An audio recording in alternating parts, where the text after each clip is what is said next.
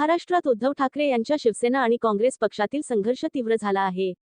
उद्धव ठाकरे गट राज ठाकरे यांना महाविकास आघाडीचा भाग बनवण्याचा प्रयत्न करत आहे, तर काँग्रेस उघडपणे याला विरोध करत आहे. काँग्रेसने महाराष्ट्रातील महानगरपालिका निवडणुका स्वबळावर लढण्याची घोषणा तर केली आहे. शरद पवार यांनीही याबाबत एक निवेदन जारी केले आहे. बीएमसी आणि महाराष्ट्रातील महानगरपालिका निवडणुकांपूर्वी महाविकास आघाडी MV1 मध्ये तीव्र संघर्ष सुरू आहे.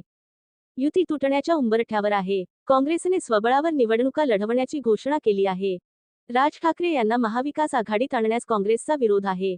या मुद्द्यावरून उद्धव ठाकरे यांच्या शिवसेना आणि काँग्रेस पक्षात उघड वाद निर्माण झाला आहे.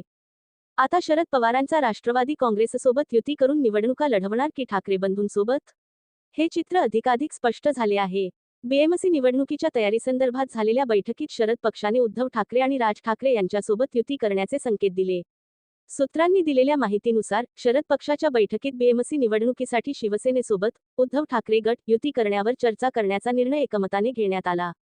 खासदार सुप्रिया सुळे, राखी जाधव, आमदार जितेंद्र आव्हाड आणि इतर नेते बैठकीत उपस्थित होते. भाजपाशिवाय कोणाशीही युती स्वीकार्य आहे. पक्षाच्या एका नेत्याने सांगितले की भाजपशिवाय इतर कोणाशीही युती करण्यास त्यांना कोणताही आक्षेप नाही. समाजवादी पक्ष किंवा राज ठाकरे यांच्या मनसेसोबत युती करण्यास त्यांना कोणताही आक्षेप नाही.